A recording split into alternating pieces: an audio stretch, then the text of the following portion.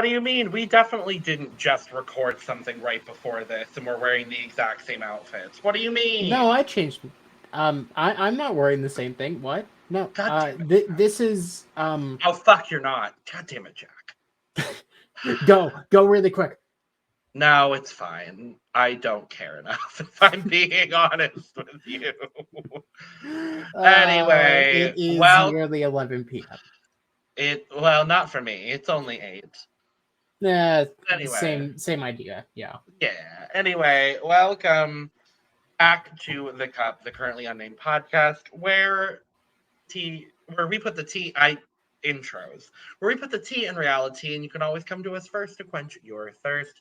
I'm Logan Murphy, a say something gay here with my favorites, Aha, Fuji apple and white tea caffeinated sparkling water, Yep. because I drink a lot of this, and this is my last one, and I'm very sad.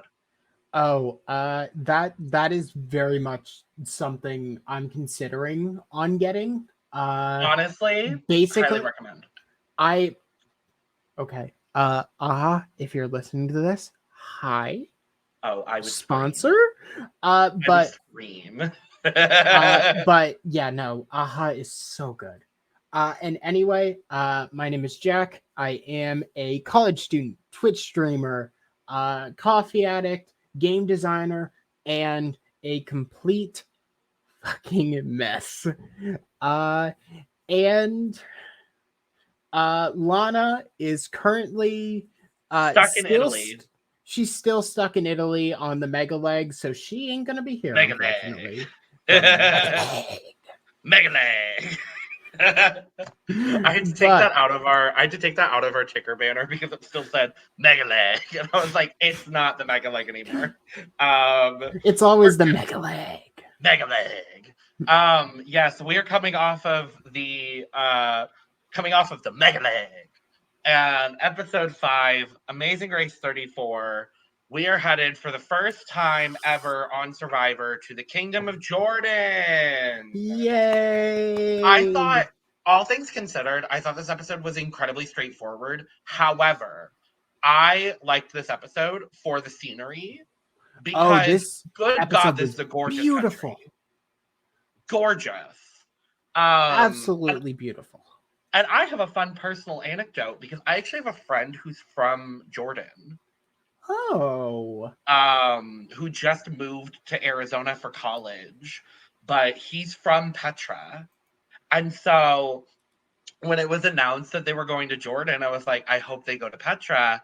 And then I ended up sending him a video and I was like, oh my God. And he was like, oh my God, I might have to watch this now. And I'm like, you should. Because Amazing Race is great. But I will say, for what the location was, this very much felt like a second part to the Mega Leg where we kind of knew what was going on. And personally, I have some problems with how this leg was done, but we'll get into that. Yeah, so everybody starts out, we are flying from Italy to Jordan. We're doing that. We're doing the things. We're flying to Aqaba, Jordan. And we're beginning the next train. And then they get on a train. We're in the Wadi Rum Desert. And so this is the scene that we've seen throughout the preview trailers for the season. All of the big promotional stuff was, oh my gosh, this beautiful cavalcade through Jordan. Reminiscent of, oh no, I'm blanking on the movie right now. Lawrence of Arabia. Thank you. Yes, Lawrence of Arabia. So we got this big cavalcade scene. I really thought this was going to impact the leg at all. I thought so too, other than literally just them. I mean, it technically impacted the leg because one of the people in the cavalcade gave them all their clue. But then they were... But then, because they're releasing them in basically heats, it didn't matter. I personally thought, like, it would be, oh no, they're all being released now. Like, I thought what was going to happen. But no, they just released them in the 2-3-4 format. It's fine. I mean, It was nice. I would have loved some sort of like Lawrence of Arabia based challenge. I don't know if that's too like westernizing this more eastern country. I will say, a lot of this challenge, and I mean, I think this is something just with the Amazing Race in general, but it does kind of play off the stereotypes. Like we all kind of expected, like, oh, they film movies here, so we're gonna do a movie challenge. It's like, you got the beautiful kingdom of Jordan, and you're gonna do something that's American based. Okay. Yeah. I guess. Sure. Not my favorite, but I mean, it was a very, very beautiful opening scene, and they probably did what they could. I mean, being in a desert, they don't have to mask up as much because it is a much more open air environment. And I mean, they were looking for those big open air environments for this season. So Absolutely. And I do love that we're getting another first on this season. This feels like a big season of first. So I do love that. But yes, like you said, we're releasing them in groups. The first group is Emily and Molly and Marcus and Michael. Group 2 is Abby and Will, Lewis and Michelle, and Quentin and Maddie. And group 3 is Aubrey and David, Derek and Claire, Glenda and Lumumba, and Linton and Sharik. Thankfully, Sharik has come into this leg with just a little bit of a better attitude. We talked about it last episode. I'm not going to harp on it too much, but clearly she got some sleep and she's in a better spot, and I'm glad to see it. Yes. It was, I initially thought, like, at the beginning of this episode, like, okay, maybe she just had like a really, really bad day, and like it was just like it got spurred on by like something that I think we all saw as pretty unreasonable, but like, okay, it's a new day. She got a flight in her and a train ride, so she's good now. And she definitely seemed a bit happier. So I mean, it was good to see. And of course they released them in groups because why not? Yeah. So let's go to the roadblock. So we start at the roadblock. We're going it's who wants to test their metal, and we are on a crash site movie set, and you have to use a metal detector to find a metal plate that has their next clue. And the next clue is just a metal plate that has the city of Petra, which is literally just written on it. I you know, it's still okay. It's still the COVID time because I know Jack has issues with this challenge, and I'm more than happy. I have issues in terms of the design of this challenge, but you go first because you have issues with the actual theming. Well, no, I mean it is very westernized, and I wish it had been a little bit less westernized. What I will say is, we're still in the COVID times in the production of this season, so I'm not going to get on them too much for, a more simplistic challenge. And we do see these kinds of challenges very frequently throughout Amazing Race. I think to last season when they had to find the bronze coin among all of the rocks. I think that was in Portugal. On the last sounds about right. Something, because I think they ended in Portugal and then flew back. Portugal or Greece are one of those countries. But so we see these kinds of challenges all the time. And this is going to lead into what you have the biggest problem with, Jack. It did feel a little more unfair than the majority of those other challenges do. Yes. So here is my game design rant. Mm-hmm. This challenge was extremely unfair to the teams that got released later. And all it did was make sure that those that were realistically already in the lead got a bigger lead, and those who were farther back basically didn't have a chance. So, and they talk about this in the episode too. You have to place 9 metal plates And they can't be replaced, like nothing like that. So you put them all out, and anyone can go. The first team to get there has to find one of 9. The second team has to find one of 8. Realistically, it is a game of musical chairs. Yep. This screwed the teams that came in late. And I hate this because it felt like they were punishing them for doing bad in the last leg and exacerbating the problem, when a super easy fix would have been to make basically 9 sections that they could search in. Yep. It would entirely alleviate the problem. Oh yeah. It sucked because, like, you see later on that, like, and we'll talk about this later, but one of the detours, the detour of this leg, felt in a similar way, where it was very much, okay, you are going to be at this specific location, then you're going to split off. And it didn't feel like there was a chance for the teams in the back to really jump forward, except for this spot where if they just got there quick enough, they were fine. So yeah. And we do see that with a few teams. Marcus and Michael come in, he immediately gets it. Yes. Derek and Claire are the really big ones. They get there. They are part of the third group to go out, so they have a 30-minute behind from Emily, Molly, Marcus, and Michelle, and they Derek finds it almost immediately, and that jumps him up in placement. Yeah, Derek finds it almost immediately. I think Lewis also finds it almost immediately. He's very, very quick with it. Yeah, and basically that, them being able to find it quickly, that basically determined a lot of how this leg went. Yeah. It literally felt like the entire leg was semi-dependent on this specific task, and when you got there, and if you were able to find it easily. Which, I mean, is the whole point, but it still doesn't feel great. Yeah, I do agree with that.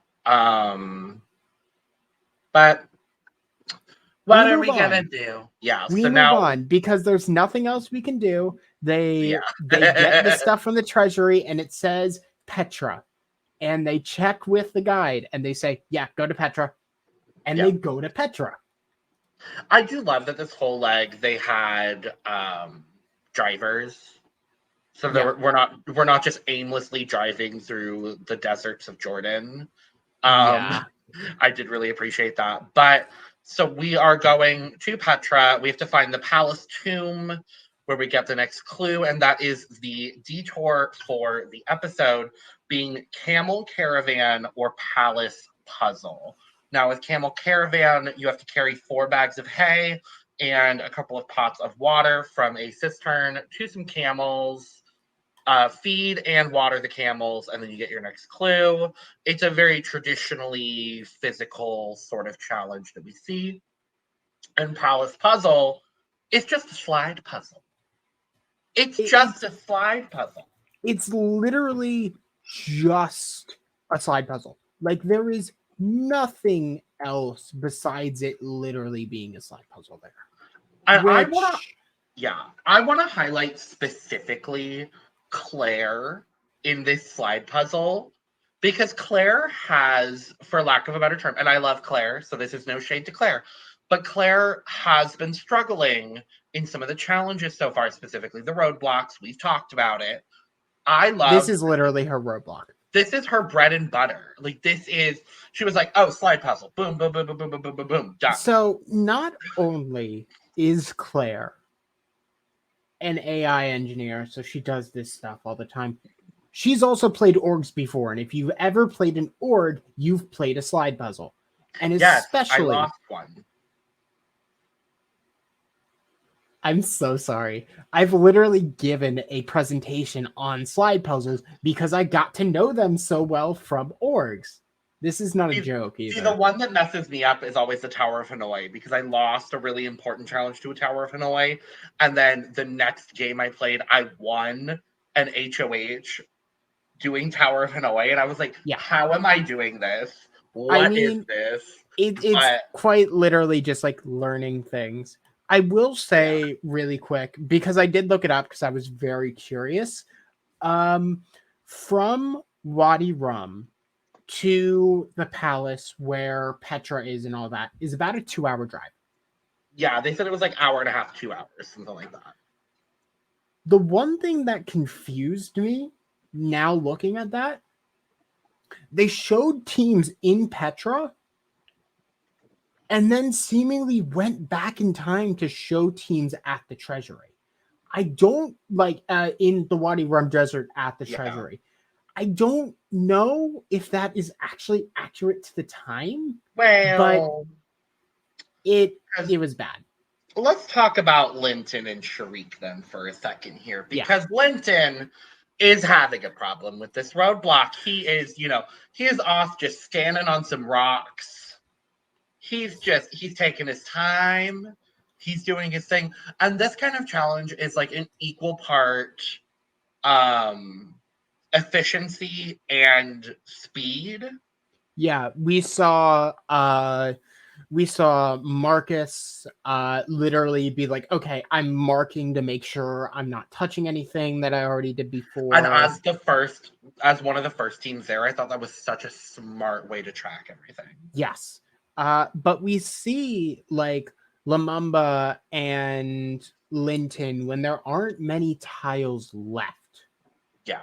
And it takes them a while because that's why I think the timeline is fairly accurate, because like Michael and Marcus got in and got out immediately, and then Linton and Sharik and Glenn and Lumumba would have gotten there like probably 30 minutes after that. They took forever to find it, so it was probably about an hour and a half finding it. Yeah, with how few tiles were left. So yeah, so it did feel, I mean, all race legs are generally linear because that is how it works, but it very much did feel like we were being shown the episode and it was getting more and more and more and more obvious what was happening as it went on. There are two other things I want to highlight looking at the detours. Now, we have the detours. Linton and Sharik and Marcus and Michael are the only teams that end up choosing the camel caravan. Everybody else does the puzzle. And I don't blame them. And a team that comes in and kind of just slays the puzzle immediately, Lewis and Michelle, kind of just pop out of nowhere from this middle of the pack bunch of like 6 teams that we've had the last couple of episodes. And they just jump out and do it. Like they just do it. And I love that for them. I will say, like slide puzzles are literally, if you know how to do them, you're good. Like it is literally, if you know how to do them, you can solve them in seconds. Especially a 4x3. A 4x3 is just a 3x3, which you can reasonably solve within 30 seconds. Yeah. With 3 extra pieces to the side, which you can solve in 30 seconds. So realistically, if this is what I say here, it's like you look at Camel Caravan, by the time the teams would have gotten to the cave to get the hay, excluding the water altogether, you probably could have done palace puzzle and gone on. Which it did just feel like they were it was almost like, if you don't know how to do a slide puzzle, you're going to take a 40-minute penalty here. Pretty much, yeah. Which is not fun. Yeah. It is a little bit more difficult than the traditional org slide puzzle that everyone's used to because it doesn't have numbers, but also it's a 4x3. You can do it really simply. And that's if you know how to do it, then you know how to do it. If you don't know how to do it, no. The only thing that might have caught people up, traditionally slide puzzles have the missing piece in the bottom right-hand corner. Here was in the top right. That isn't going to trip most people up. Yeah. It just is mentally inverting something, so. Yeah.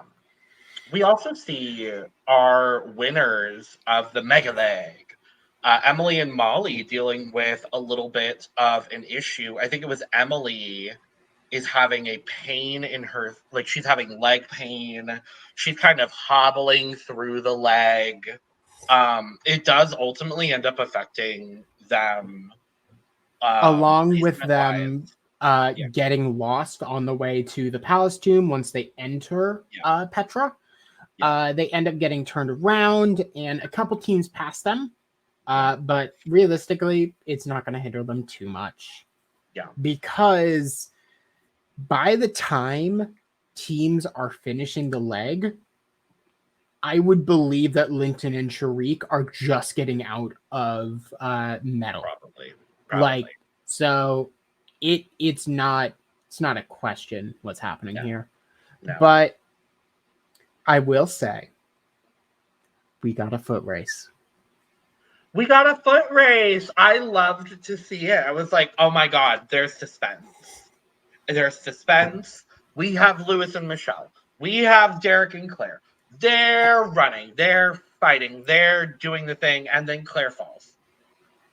And I will say, this was very funny. I did notice earlier in the episode during confessionals, Claire's pant leg was bloody to shit. And I was like, is that like normal? Like I noticed it just because I was looking at it. I was like, why is her leg complete? Why is there so much blood there? Oh, I didn't notice. Is it like staining or something?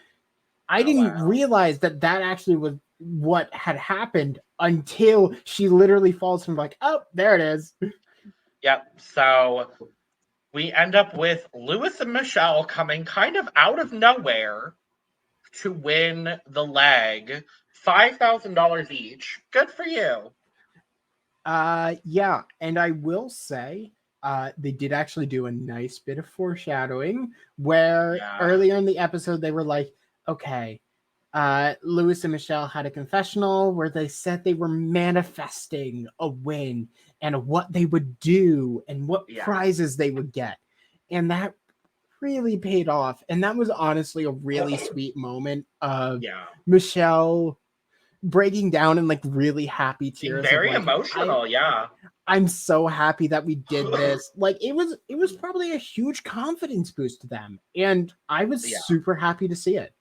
And so far, 4 legs, 4 different winning teams. Yeah. So, which is very exciting. However, I like to see that. I will say, because I want to, I think I'm trying to remember if I have exactly have it right. The teams that have won the first 4 legs place generally high here. They place in the top half. So yeah, for the most part, because we've got Marcus and Michael, Derek and Claire, Emily and Molly, and now Lewis and Michelle have joined the group.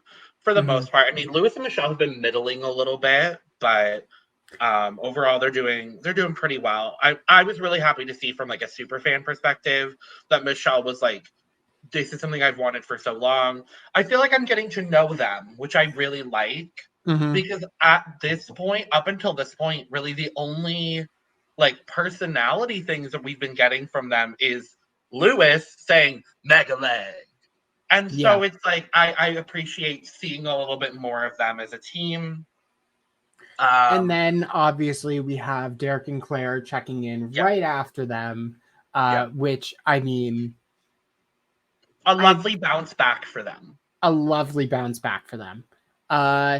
Then we have the only team besides Glenda and Lumumba to take that other, the camel caravan. No, Glenda and Lumumba don't. They go to it initially. Oh, yeah, they do. They look at it. It's Linton and Sharik that do it. But Glenda and Lumumba look at it and they're like, No, let's go do the slide puzzle. Yeah, they did. I loved it. Yeah, Marcus and Michael come in third, which, I mean, they have not done bad on a single leg. Yeah, they ended up in the middle of the pack on the first leg and have not dropped out of the top 3 since. That's impressive. So, I mean, once again, I said it last week and I'll say it again. They are easy shoo-ins for the finale unless something goes wrong during the leg and they get heavily delayed. Yeah. And then we have Abby and Will. This is something I'll bring it up once we fully get through it because we talked about it a little bit before. Abby and Will drop a placement, but they come in reasonably quick. They've been very, very middle. And it's a good place to be in the early legs. You're getting your footing. You're doing decent, but you're not going to be seen as a threat really by anybody at this point. So good on them. Emily and Molly end up coming in this 5th spot that we see, and I was happy for them. Once again, I think the only reason they didn't get like super delayed or like get even higher is just because Emily had some pain in her leg and they got a little lost in Petra.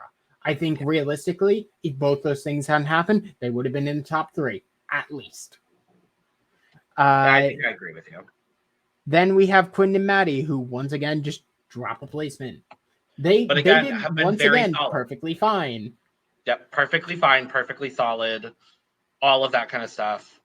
And then Glenda and Lumumba, like you talked about earlier, gain a placement here, getting 7th, because they decided to do this puzzle. They finished the puzzle very quickly. Meanwhile, we have not talked about Aubrey and David just not getting this puzzle.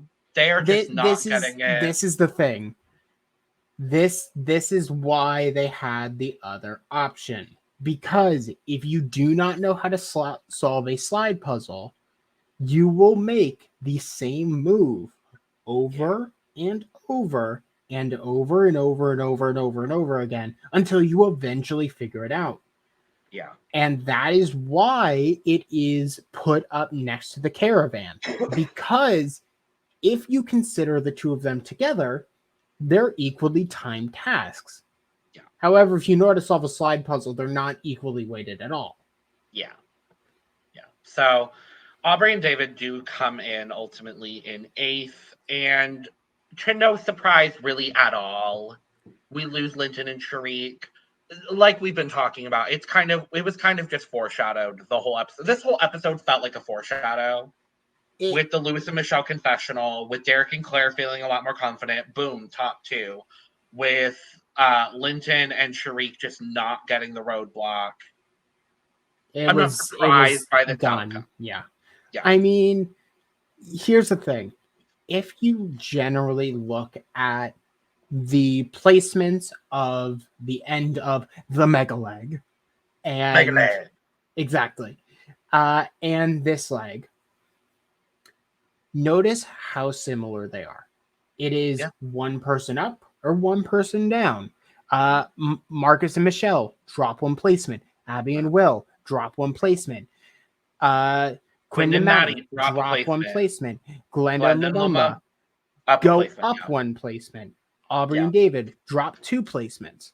And that's really because, I mean, the only outliers there are Emily and Molly, who had a little bit of problems, but that was explainable.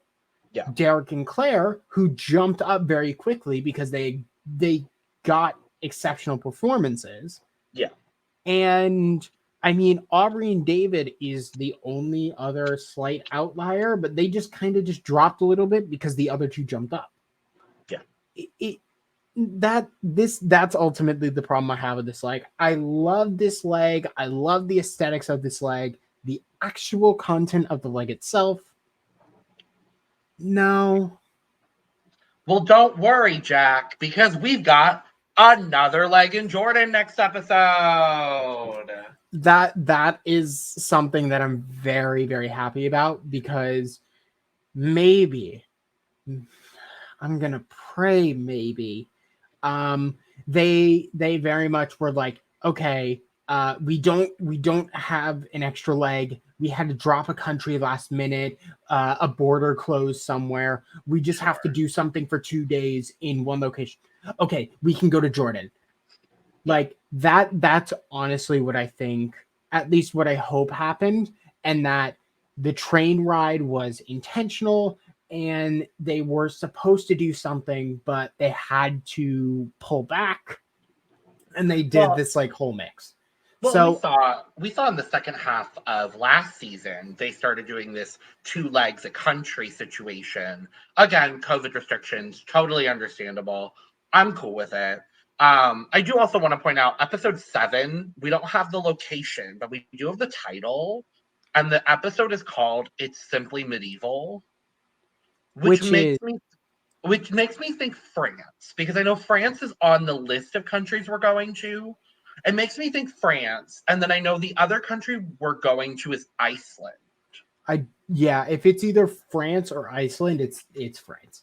There's no way Iceland is being brought up as medieval. It could also be like medieval, like we already went to Italy. So I'm thinking France. I love French scenery. So it's beautiful. I'm they excited. Have castles galore. I'm excited. But we have a positive COVID test, Jack. Did you not watch the preview? Wait, hold.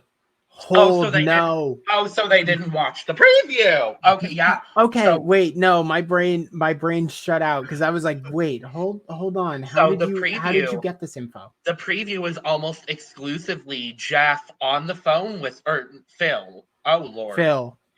We just filmed Survivor. Phil. We just filmed Survivor.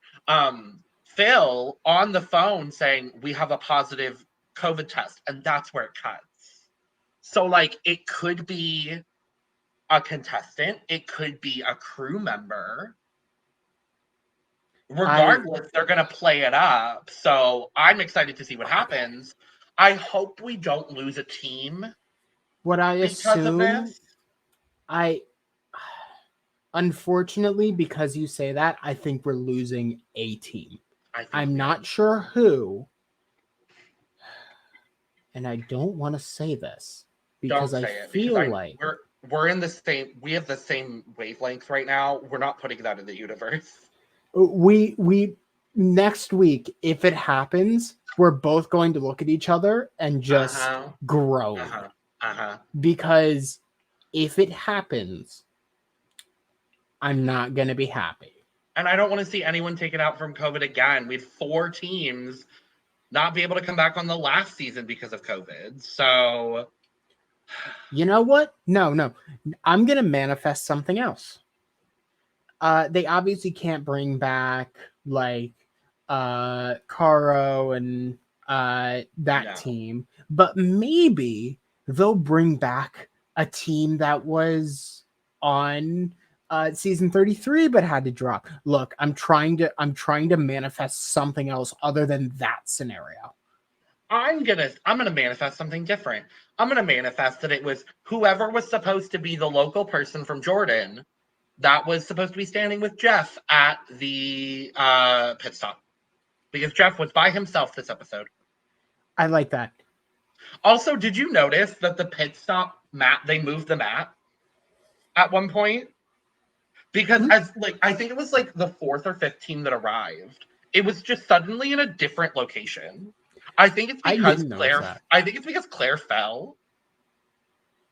And so I think it was because Claire fell, like she tripped. So they moved it from the big, large area to it was just like a staircase up, and then it was there. Yeah, I did that part. I did notice after the fact, where I was like, oh yeah, no, they definitely changed the location because it wasn't just up a flight of stairs. Yeah, but that's that. I mean, episode 5, we did it. I once again, I will say this episode felt like a continuation of the Mega Leg in the way that it was very, very predictable we kind of expected who was going out to not make it far and potentially go up next, and they did. It kind of, we're finishing the storyline that started in the Mega Leg. And ironically enough, a lot of the placements stay the same. There's only a pretty minor shakeup, and that just pushes everyone down so it looks different. Yeah. But I am very excited to see what they do in Jordan next. Hopefully, they will show up. They will show off like more cultural sides of Jordan versus. Yes, oh yeah, no, this is what everyone thinks of when they think of Jordan. Yeah, I'm hopeful for that. But with that, we're gonna get out of here because we have a flight to catch. I don't know. I was trying to make some cute exit, but whatever. Bye. Bye. Subscribe. Bye. Subscribe. Give us money. I don't know. We're not taking money yet. Sponsor us. Sponsor it. Oh my God, I would love Get a sparkling water sponsorship. Please.